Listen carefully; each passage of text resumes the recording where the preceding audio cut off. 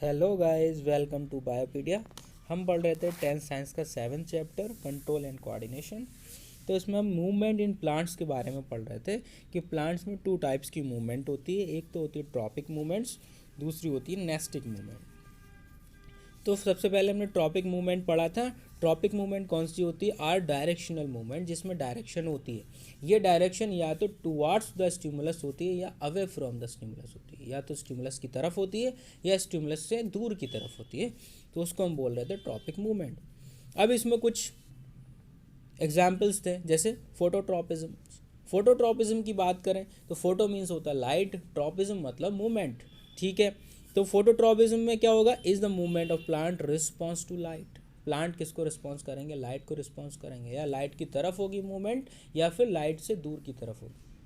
Towards the light होगी तो उसे बोलेंगे पॉजिटिवली फोटोट्रॉपिज्म। इसका एग्जाम्पल क्या हो जाएगा आपका? शूट यानी कि स्टेम। या फिर अवे फ्रॉम द लाइट होगी। अवे फ्रॉम द लाइट होगी तो उसको क्या बोलेंगे? Negatively phototropism. और उसका एग्जाम्पल क्या हो जाएगा आपका? रूट हो जाएगी एग्जाम्पल। नेक्स्ट पढ़ा था हमने जियोट्रॉपिज्म। मतलब is the movement of plant response to gravity. Gravity को रिस्पॉन्स करने के लिए जो मूवमेंट होगी उसको जियोट्रॉपिज्म बोलेंगे। अगर टुवार्ड्स द ग्रेविटी होगी तो उसको क्या बोलेंगे? Positively geotropism. और उसका एग्जाम्पल क्या हो जाएगा आपका? रूट। अगर away from the geotropism, away from the gravity होगा तो उसको क्या बोलेंगे? Negatively geotropism. और उसका एग्जाम्पल क्या हो जाएगा आपका? स्टेम यानी शूट। आगे बात की थी हमने कीमोट्रॉपिज्म की।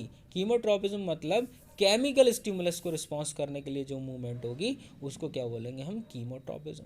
अब इसमें जो एग्जाम्पल दिया है वो दिया है growth of pollen tube towards the ovule. Pollen tube की ग्रोथ हो रही है कहाँ तक? ओव्यूल्स तक। किसकी तरफ? ओव्यूल्स की तरफ। ये हो कहाँ रही है? ये हो रही है पिस्टिल के अंदर। हमने जब प्लांट फ्लावर के पार्ट पढ़े थे तो उसमें पढ़ा था कि 4 पार्ट होते हैं। एक होता है सेपल्स, पेटल्स, एंड्रोशियम और गायनेशियम। सेपल्स पेटल्स जो होते हैं वो एसेसरी पार्ट्स होते हैं, और जो रिप्रोडक्टिव पार्ट होते हैं वो हमने पढ़े थे एंड्रोशियम और गायनेशियम। एंड्रोशियम जो होता है वो स्टेमन होता है, और गायनेशियम क्या होती है? पिस्टिल होती है। एंड्रोशियम में बनते हैं पॉलन ग्रेन, और गायनेशियम में बनती है आपका एग। तो यानी कि स्टेमन से जब पॉलन ग्रेन रिलीज होता है, यानी कि मेल गैमेट रिलीज होता है, वो जाकर के लैंड करता है पिस्टिल के ऊपर। और पिस्टिल के 3 पार्ट होते हैं, स्टिग्मा, स्टाइल एंड ओव्यूल। सबसे ऊपर वाले पोर्शन को हम क्या बोलते हैं? स्टिग्मा बोलते हैं। स्टिग्मा पर लैंड करता है आपका पॉलन ग्रेन। और पॉलन ग्रेन जब लैंड करता है तो पॉलन पिस्टिल इंटरेक्शन होती है, और वो पॉलन पिस्टिल इंटरेक्शन जो होती है वो पूरी तरीके से केमिकल बेस्ड होती है। वहाँ पर प्रोटीन चेक होती हैं, केमिकल चेक होते हैं। और फिर वहाँ से निकलती है पॉलन ट्यूब्स। क्या निकलती हैं? पॉलन ट्यूब्स, जो मेल गैमीट को सीधा ओव्यूल तक लेके जाने का काम करती हैं, और ओव्यूल में मौजूद होते हैं एग, और वहाँ जाके फर्टिलाइजेशन हो जाता है। तो ये जो एग्जाम्पल दिया है ये इसीलिए दिया है क्योंकि वहाँ पर केमिकल स्टिमुलस का यूज़ हो रहा है। नेक्स्ट है hydrotropism. It is the movement of plant in response to water. Water को रिस्पॉन्स करने के लिए जो मूवमेंट होगी वो क्या होगी? हाइड्रोट्रोपिज्म। आगे चलते हैं। पॉजिटिवली फोटोट्रॉपिज्म को दिखाया गया है यहाँ पर, जियोट्रॉपिज्म को दिखाया गया है, यानी कि रूट। पॉजिटिवली जियोट्रॉपिज्म कौन होती है? रूट होती है। पॉजिटिवली फोटोट्रॉपिज्म कौन होता है? शूट होता है, यानी कि स्टेम होता है।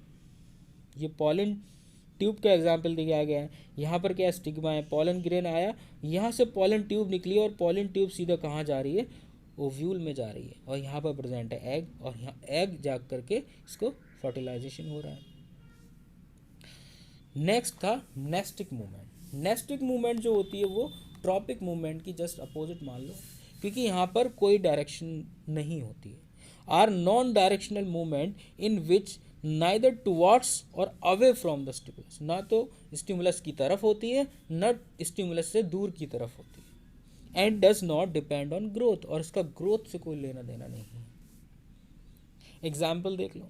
If we touch the leaf of touch me not plant, its leaf fold up and drops down immediately. जैसे हम टच मी नॉट प्लांट को टच करते हैं तो वो क्या हो जाती हैं? उसकी पत्तियां सिकुड़ जाती हैं, श्रिंक हो जाती हैं, क्योंकि उसकी पत्तियों में भरा रहता है वाटर। जैसे ही आप उसको टच करते हैं उसकी ऑस्मोलरिटी चेंज हो जाती है, और सारा का सारा वाटर वेन्स में चला जाता है, और जो लीव्स होती हैं वो सिकुड़ जाती हैं, ठीक है। टच मी नॉट प्लांट को मिमोसा पुटिका बोलते हैं, ये छुईमी का प्लांट होता है। नेक्स्ट आगे चलते हैं, endocrine gland in human beings. हमने पीछे पढ़ा था, ये चैप्टर का नाम ही क्या है, कंट्रोल एंड कोऑर्डिनेशन। कंट्रोल का मतलब हमने क्या पढ़ा था, नर्वस सिस्टम से क्या होता है, कंट्रोल होता है। उसके बाद हम पढ़ रहे थे कोऑर्डिनेशन। कोऑर्डिनेशन का क्या मीन होता है, जब दो या दो से ज़्यादा ऑर्गन एक साथ वर्क करते हैं, कोऑर्डिनेशन में काम करते हैं, तो उसको क्या बोलते हैं, कोऑर्डिनेशन सिस्टम। कोऑर्डिनेशन सिस्टम कैसे काम करता है, एंडोक्राइन सिस्टम से। और एंडोक्राइन सिस्टम में क्या प्रेजेंट होती है, एंडोक्राइन ग्लैंड्स मौजूद होती हैं, यहाँ से रिलीज होते हैं केमिकल सब्सटेंस, और उन केमिकल सब्सटेंस को बोलते हैं हार्मोन्स।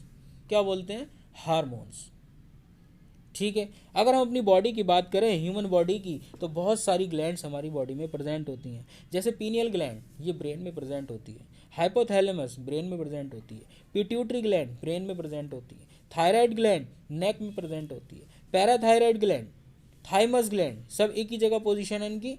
इसके बाद एड्रिनल ग्लैंड्स किडनी के ऊपर प्रेजेंट होती है। उसके बाद पैंक्रियाज, ये आप पढ़ चुके हैं, ये मिक्स्ड ग्लैंड होती है, ये डाइजेस्टिव सिस्टम में पड़ी थी। ये एंजाइम भी सीक्रेट करती है और हार्मोन्स भी सीक्रेट करती है। नेक्स्ट हम पढ़ रहे हैं टेस्टिस। टेस्टिस क्या है, रिप्रोडक्टिव सिस्टम का एक ऑर्गन है, ठीक है। तो टेस्टिस से भी हार्मोन्स रिलीज होते हैं, ओवरी से भी हार्मोन्स रिलीज होते हैं। Example of coordination bye endocrine glands. अब कुछ के बारे में हम पढ़ लेते हैं, सारे के बारे में तो हम नहीं पढ़ पाएंगे, सिलेबस में नहीं है आपके। स्टार्ट करते हैं। व्हेन वी आर फ्राइटेड और angry, the adrenal gland produce more adrenaline hormone.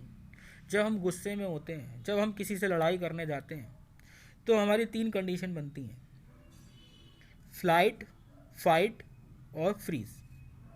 या तो हम फाइट करेंगे या फ्लाइट करेंगे, भाग जाएंगे वहाँ से मैदान छोड़ करके, या फिर हम फ्रीज हो जाएंगे, वहीं पर खड़े रहेंगे, एकदम कुछ नहीं बोलेंगे।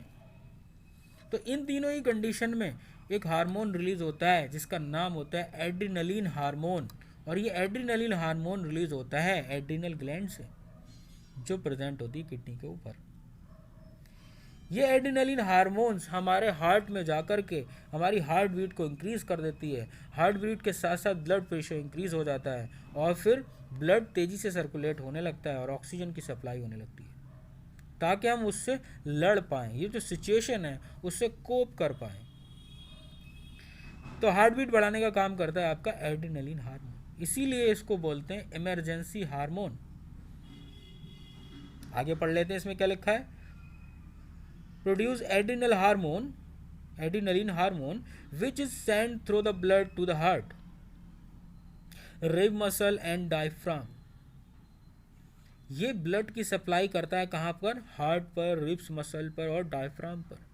This increase the breathing rate to supply more oxygen. ये ब्रीदिंग रेट को इनहेंस कर देता है ताकि ज़्यादा से ज़्यादा ऑक्सीजन अंदर आ सके टू द मसल्स, और मसल्स को मिल सके, to prepare the body to either run away और फाइट विद द एनिमी।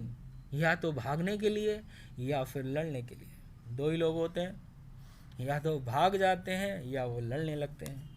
तो उन दोनों ही कंडीशन में आपका क्या रिलीज होगा, एड्रिनलिन हार्मोन। आगे चलते हैं। आगे जो एग्जाम्पल दिया है वो आयोडीन का दिया है। Iodine is needed by the thyroid gland. क्यों होती है ज़रूरत आयोडीन की, to produce the hormone thyroxine. और यहाँ पर एक हार्मोन रिलीज हो रहा है, कौन सा है, थायरॉक्सिन। और इस थायरॉक्सिन हार्मोन के बनने के लिए आयोडीन की बहुत ज़रूरत होती है, नीड होती है आयोडीन। थायरॉक्सिन करता क्या है, thyroxine control the metabolism of carbohydrate, fat and proteins. हमारे मेटाबॉलिज्म करने का काम करता है कार्बोहाइड्रेट के, फैट के, प्रोटीन्स के। And help in the proper growth, ताकि हम ग्रोथ कर पाएँ। If the diet the deficiency in iodine is cause goitre. अगर हमारी डाइट में आयोडीन नहीं होगा तो क्या हो जाएगी, आयोडीन की डिफिशियंसी हो जाएगी और कॉज हो जाएगा ग्वाइटर। ग्वाइटर क्या होता है, इनलार्जमेंट ऑफ थायराइड ग्लैंड होती है। जो थायराइड ग्लैंड होती है, आयोडीन ना मिलने की वजह से उसके जो फॉलिकल हैं वो बढ़ जाते हैं, साइज में बढ़ जाते हैं, इनलार्जमेंट ऑफ ग्लैंड हो जाता है। उसी को हम क्या बोलते हैं, ग्वाइटर बोलते हैं। आगे चलते हैं। The pituitary gland produce growth hormone. मैंने बताया था पिट्यूटरी ग्लैंड ब्रेन में प्रेजेंट होती है, बहुत छोटी ग्लैंड होती है और इसको मास्टर ग्लैंड्स भी कहते हैं क्योंकि इससे बहुत सारे हार्मोन्स रिलीज होते हैं। ये जो ग्लैंड होती है ये पी के स्ट्रक्चर की तरह होती है, मतलब मटर के दाने के बराबर होती है। The pituitary gland produce growth hormone. उन्हीं हार्मोन में से एक बहुत इंपॉर्टेंट हार्मोन है जिसको बोलते हैं ग्रोथ हार्मोन। ये ग्रोथ हार्मोन हमारी बोन्स की ग्रोथ करता है, हमारी बॉडी की ग्रोथ करता है। अगर चाइल्डहुड में यह हार्मोन की कमी हो जाए, deficiency of hormone in childhood cause dwarfism, तब ग्रोथ रुक जाएगी और क्या हो जाएगा, ड्वार्फिज्म। आपकी क्लास में भी कोई ना कोई ऐसा ज़रूर मिल जाएगा, देख लेना। Excess of the hormone cause tall growth. अगर हार्मोन एक्सेस हो जाए, नॉर्मल से ज़्यादा रिलीज हो जाए, तब क्या हो जाएगा, टॉल ग्रोथ हो जाएगी, लंबे चौड़े इंसान हो जाएंगे। इसका एक और नाम है जिसको बोलते हैं गिगैनेटिज्म। जैसे आपने खली देखा होगा, बहुत लंबा चौड़ा, इसी तरीके से जो बच्चा है वो हो जाएगा, गिगैनेटिज्म हो जाएगा उसको। ठीक है, इस तरीके का कोई बच्चा भी आपके क्लास में होगा, ज़रूर देख लेना। नेक्स्ट क्या है, the pancreas produce the hormone insulin. हमने पेंक्रियाज के बारे में पढ़ा था डाइजेस्टिव सिस्टम में, और ये भी पढ़ा था कि पेंक्रियाज से एंजाइम्स रिलीज होते हैं, लेकिन एंजाइम्स के साथ साथ यहाँ पर हार्मोन भी रिलीज हो रहा है। तो पेंक्रियाज जो होती है वो मिक्स्ड ग्लैंड होती है, उसमें 99% जो पोर्शन होता है वो एक्सोक्राइन ग्लैंड का होता है और जो 1% पोर्शन होता है वो एंडोक्राइन ग्लैंड का होता है। इस एंडोक्राइन ग्लैंड में दो तरीके की सेल्स मौजूद होती हैं, एक होती है अल्फा सेल्स और एक होती है बीटा सेल्स। इस बीटा सेल से रिलीज होता है इंसुलिन हार्मोन, जिसका ये बात कर रहे हैं। The pancreas produce the hormone insulin which control the blood sugar level, और ये ब्लड शुगर लेवल को कंट्रोल करने का काम करता है। कंट्रोल का मतलब कम करने का काम करता है, यहाँ पर क्या करता है, शुगर लेवल को कम करने का काम करता है ब्लड में। वहीं इसके विरोधी की बात करें, इसका विरोधी है ग्लूकागॉन, जो अल्फा सेल से रिलीज होता है। ग्लूकागॉन हमेशा ब्लड शुगर लेवल को बढ़ाने का काम करता है, लेकिन इंसुलिन हमेशा ब्लड शुगर लेवल को कम करने का काम करता है। इसीलिए अगर इसकी कमी हो जाएगी तो एक बीमारी हो जाएगी जिसको बोलते हैं diabetes. Increase in the blood sugar level cause diabetes. अगर ब्लड शुगर लेवल ज़्यादा हो गया और इंसुलिन नहीं है तो क्या हो जाएगी, डायबिटीज़ हो जाएगी। A diabetic patient has to take insulin infection to control his blood sugar level. वो अपने ब्लड शुगर लेवल को कंट्रोल करने के लिए बाहर से इंसुलिन लेता है इंजेक्शन की फॉर्म में, क्योंकि उसकी बॉडी में इंसुलिन इनफ प्रोड्यूस नहीं हो पा रहा है, इनफ इंसुलिन प्रोड्यूस नहीं हो पा रहा है, जिस वजह से वो बाहर से इंसुलिन ले रहा है। तो इस बीमारी को क्या बोलते हैं, डायबिटीज़ मेलाइटस, पूरा नाम होता है डायबिटीज़ मेलाइटस। आगे चलते हैं, टेस्टिस और ओवरी की बात कर लेते हैं। टेस्टिस क्या होता है, प्राइमरी सेक्सुअल ऑर्गन होता है और यहाँ से रिलीज होता है एक हार्मोन जिसका नाम होता है टेस्टोस्टेरोन। क्या नाम होता है, टेस्टोस्टेरोन। ये टेस्टोस्टेरोन सेकेंडरी सेक्सुअल कैरेक्टर को प्रोड्यूस करने में हेल्प करता है। Beard, moustaches, low pitch, high pitch, voice का चेंज होना, ये सब के लिए रिस्पॉन्सिबल होता है कौन, टेस्टोस्टेरोन। और साथ ही साथ इसका बहुत इंपॉर्टेंट काम होता है, इसको बोलते हैं स्पर्मेटोजेनेसिस, मतलब स्पर्म को बनाने का काम भी कौन करेगा, टेस्टोस्टेरोन हार्मोन करेगा। वहीं अगर ओवरी की बात करें, ovary in the female produce the hormone oestrogen, और यहाँ पर ये एस्ट्रोजन काम करता है oogenesis में, मतलब एग के फॉर्मेशन में। फीमेल में एग का फॉर्मेशन किसकी हेल्प से होता है, एस्ट्रोजन की हेल्प से, और साथ ही साथ सेकेंडरी सेक्सुअल कैरेक्टर भी प्रोड्यूस करता है, जैसे प्यूबिक हेयर को ग्रो करवाना, एक्सियल हेयर को ग्रो करवाना, वॉइस को चेंज करवाना, ये सारे काम कौन करता है, एस्ट्रोजन करता है इन फीमेल में। ठीक है, तो ये चैप्टर आपका फिनिश होता है यहीं पर, और आपसे रिक्वेस्ट है इस चैनल को सब्सक्राइब कर दें, शेयर कर दें, लाइक तो बनता ही है। Thank you so much.